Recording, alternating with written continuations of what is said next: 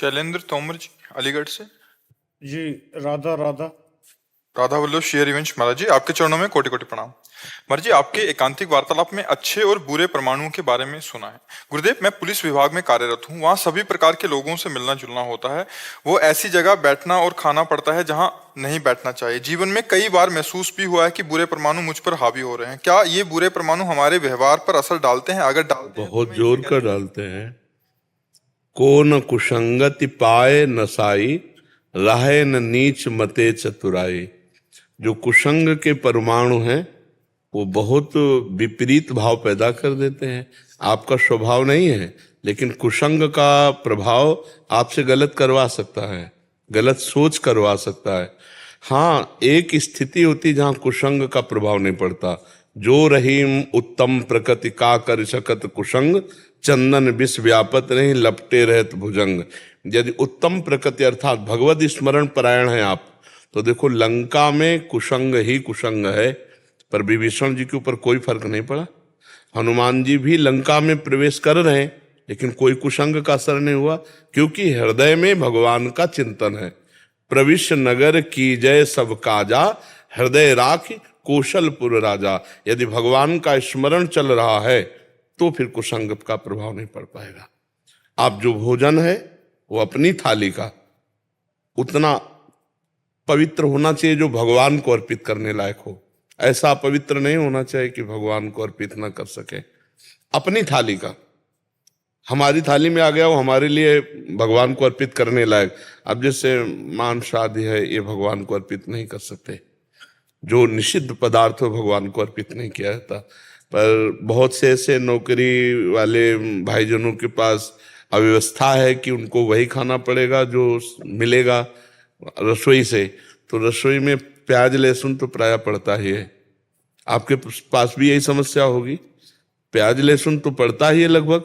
1 वर्ष से आपकी वीडियो सुनी है, उसके बाद छोड़ दिया है। पूरे परिवार जुड़ गया है और बिल्कुल कहीं बाहर भी अगर खाना होता है तो पहले पूछते हैं, और नहीं तो फिर ऐसे ही चले जाते हैं फल खा के। नहीं, बहुत सुंदर, ये तो बहुत बड़ी तपस्या है, ये तो बहुत बड़ा धर्म की रक्षा के लिए व्रत है। बहुत भगवान की आपके ऊपर कृपा है, आप इस पे चलिए। और नाम जप अगर पकड़ लिए तो कोई भी परमाणु कुसंग का आपको परास्त नहीं कर सकता है, हमारी बात मान लीजिए।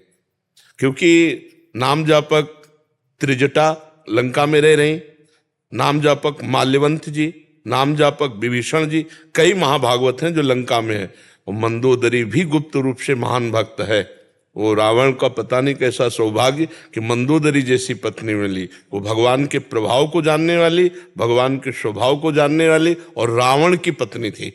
अब आप विचार करो कि इतना भारी कुसंग और ऐसी स्थिति, रावण का भाई है विभीषण, और इतने जोर का महात्मा, कुसंग इतने जोर का और महात्मा इतने जोर का। तो हमें लगता है लंका जैसा कुसंग तो नहीं होगा वर्तमान में, क्योंकि वहां तो खुला मांस, व्यभिचार, मदिरा, ये सब, वहां नगर ही राक्षसों का है। तो वहां भी भक्ति हो सकती है। तो हमें लगता है भक्ति हो सकती है। हम अपने आप को भगवान के स्मरण में तन्मय रखते हुए यदि हम किसी भी डिपार्टमेंट में कहीं भी हैं तो हमारी हानि होने वाली नहीं तो कुसंग का प्रभाव पड़ जाता है।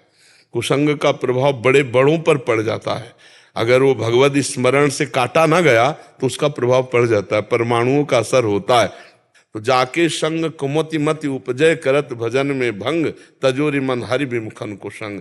इतने बड़े महात्मा भीष्म जी निर्णय नहीं दे पाए थे जब द्रौपदी का वस्त्र अपहरण हो रहा था और पूछ रही थी चीख करके। तो जब उपदेश कर रहे थे ना सरसैया में पड़े हुए, तो द्रौपदी जी बिहस रही थी। एक होता हंसना और बिहसना होता उपहास करना।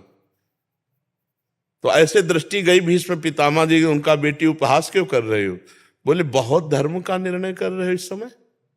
उस समय आपके वचन नहीं निकले थे जब मैं चीख चीख के कह रही थी मेरे वस्त्र उतारे जा रहे थे, क्या ये धर्म है?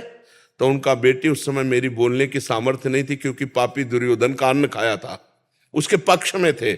आज 6 महीना बाण में पड़े हो गए, सब नष्ट हो गया। अब बुद्धि शुद्ध, जो प्रश्न करोगे वो उत्तर दे देंगे। बहुत प्रभाव पड़ता है। एक परमहंस जी जंगल में एकांतवास करते थे, कभी किसी नगर से भिक्षा नहीं करते थे, कंदमूल फल जंगल के खाकर भगवत ध्यान में रहते थे। एक दिन राजा शिकार खेलने गया, उसने देखा उनको कंदमूल फल बिनते हुए, तो साष्टांग दंडवत किया, कहा महाराज एक दिन हमारे यहाँ भिक्षा पा लीजिए। उनका नहीं, राज अन्न निषेध किया गया है विरक्तों को। फिर दंडवत महाराज।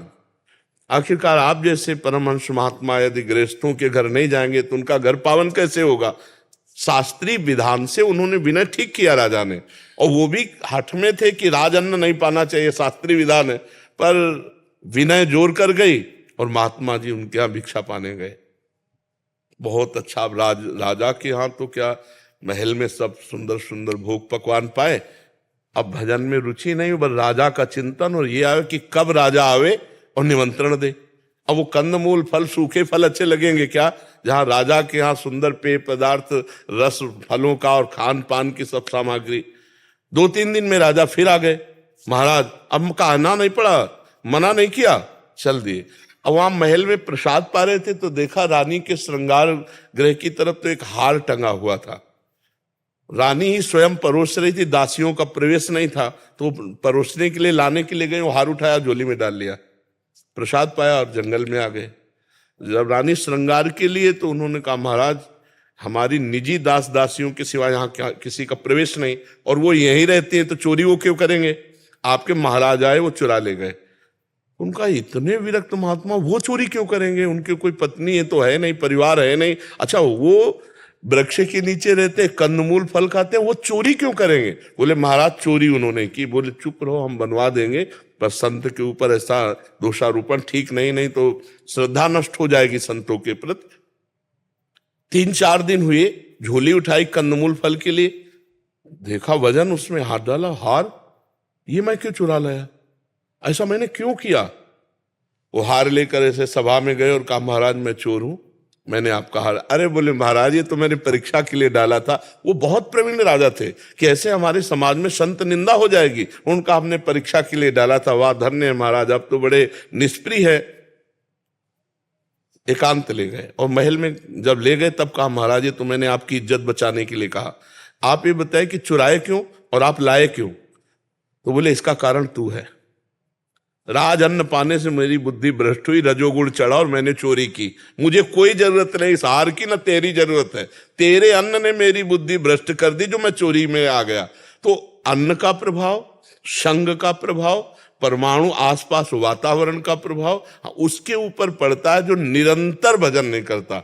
इसीलिए हनुमान जी महाराज कह रहे हैं, का हनुमंत विपत्ति प्रभु सोई, जब तो सुमिरन भजन न होई। जिस क्षण सुमिरन भजन छूटा, कुसंग का प्रभाव पड़ जाएगा। अगर घोर कुसंगति में जाए और नाम जब चल रहा है भगवत स्मरण, कुछ प्रभाव नहीं पड़ेगा। जैसे हनुमान जी महाराज, विभीषण जी महाराज लंका में भी गए, लंका में वो रहे लेकिन कोई फर्क नहीं पड़ा। तो ऐसे हम समाज में रहें, नाम जप न छूटने पावे और आहार शुद्ध रहे तो कोई नहीं बिगाड़ सकता है। आप निश्चिंत रहिए, बड़ी कृपा आपके ऊपर है कि ऐसे रजोगुणी